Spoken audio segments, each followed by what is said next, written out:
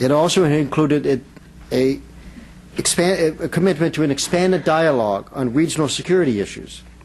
These words were now gone in a new proposal that included the Americans. Why is that? Rice made the change because he felt such commitments on paper would cause real problems with Saudi Arabia and other Persian Gulf countries. Privately, he thought the discussion might have expanded on regional security issues if the Iranians had taken a chance and accepted the offer. To me, that suggests that Rice is not willing to undertake a broader strategic re-examination of the U.S. relationship with Iran. Finally, there's the case of North Korea. Until recently, American diplomats were never empowered to make a deal with Pyongyang. So you had the worst of all possible worlds, diplomacy without the diplomatic tools necessary to achieve a result. President Bush was often too swayed to those who appealed to his worst instincts about North Korea, which is, after all, a truly dreadful country. In my book, I give Rice a good share of the blame for the stalemate in U.S. policy. She was National Security Advisor in 2002 when the new intelligence emerged that North Korea had a clandestine uranium enrichment program.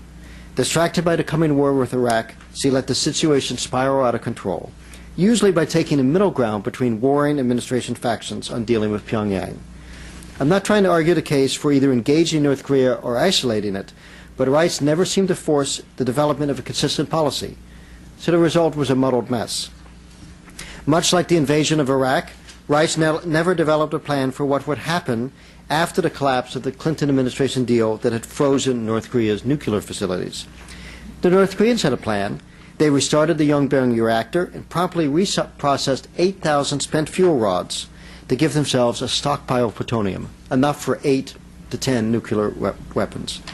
Bush and Rice never set any red lines, offering the argument that red lines would only inspire Pyongyang to cross them. So North Korea proceeded to cross every possible red line, including detonating a nuclear device, without much consequence. Meanwhile, there were substantial red lines set for American diplomats. The most famous red line was the ban on bilateral discussions. The agreed framework, as Clinton's agreement was called, was reached after more than 100 bilateral meetings between the U.S. and North Korean officials. There was no way an agreement could have been reached without some kind of direct discussions between the U.S. and the North Koreans.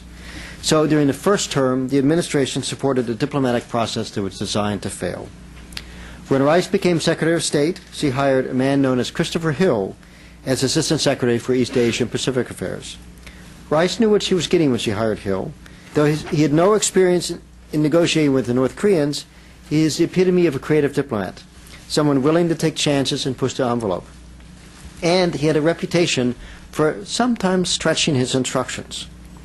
But even so, until late last year, Rice could not let go of some of the inhibitions that had restrained U.S. diplomacy on North Korea.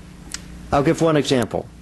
The September 2005 joint statement, which called for the eventual dismantlement of North Korea's nuclear programs, resulted from a diplomatic effort launched after Hill met with a North Korean negotiator, a man known as Kim Gai-kwan, in Beijing in July 2005. But this meeting never would have happened if Hill had not had an extremely flexible attitude about his instructions. This had been a plan. On July 9th, Hill would meet with the North Koreans and the Chinese for dinner while Rice was flying to Beijing at the same time. There would be an announcement made that the talks were going to be restarted just after she touched down so she could grab some of the diplomatic glory. This had been preceded by months of very delicate diplomacy. Bush, in his news conferences, even began referring to the North Korean leader as Mr. Kim rather than his usual word, dictator.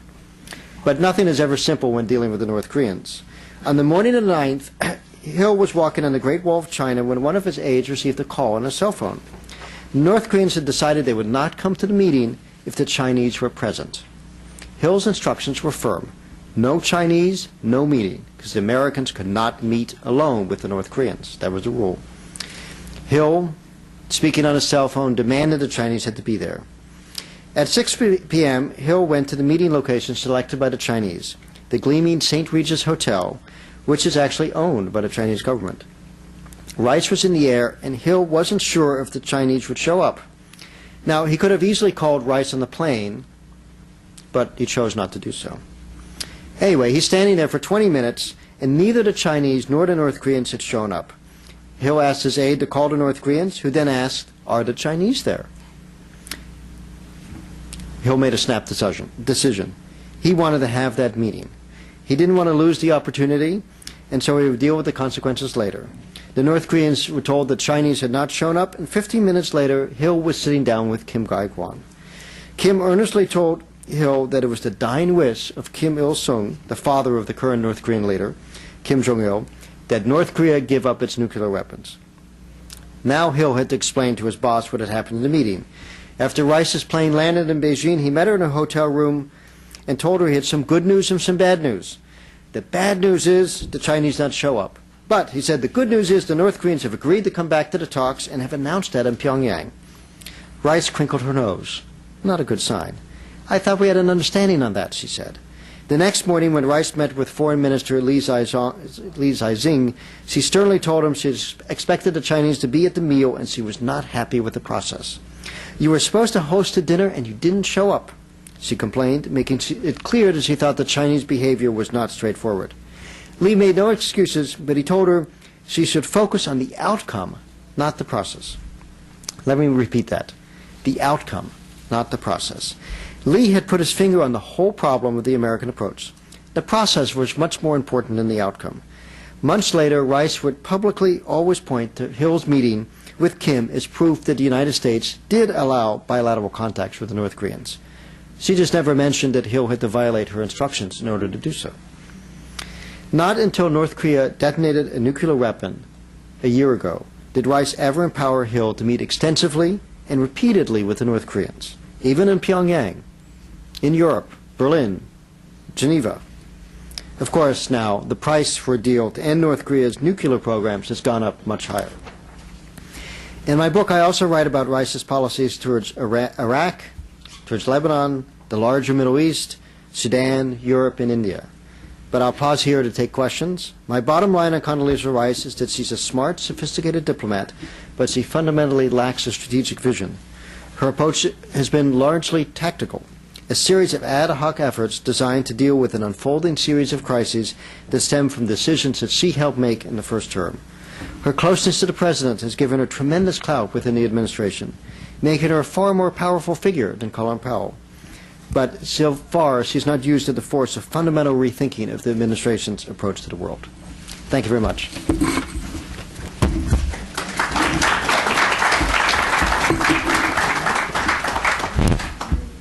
Yes. Thank you for your talk. My name is Jerry Stein. I used to work for the State Department, so I worked under Condoleezza Rice. I'm retired now. I'm wondering, in your summary about Rice being a good diplomat but technical, having no world vision, is that the fault of the people she works for? I mean, you went through a whole example of issues and problems, Iran, North Korea, Palestine, that really needed attention that got no attention from the administration for a very long time while we were engaged in Iraq, which probably needed no attention. So my question is what kind of influence, let's say, is the administration having on her performance? Well, I mean, certainly the buck stops with the President. I mean, it is the President's administration. It's the President who organizes the administration, who sets the priorities. And one of the main points of my book is that she's trying to fix problems that she helped create when she was National Security Advisor. And she was in a really unusual situation as a National Security Advisor in that, first of all, she was not very well qualified for the job. She had only had 2 years' experience as a mid-level National Security aide 10 years earlier. She didn't really have the background that other National Security Advisors have. And then you also had the situation where you had a greatly empowered Vice President's office. And Vice President Cheney, in fact, it's early in the administration, tried to make the case that he should be chairing the National Security Advisors, not the National Security Council meetings, not the National Security Advisor, which is, something that had never been done before. Now, Bush backed Rice on that, but the fact of the matter remains that he was a very powerful figure who had a lot of influence with the President and kind of diminished her role as National Security Advisor. Now, it's reversed somewhat in the second term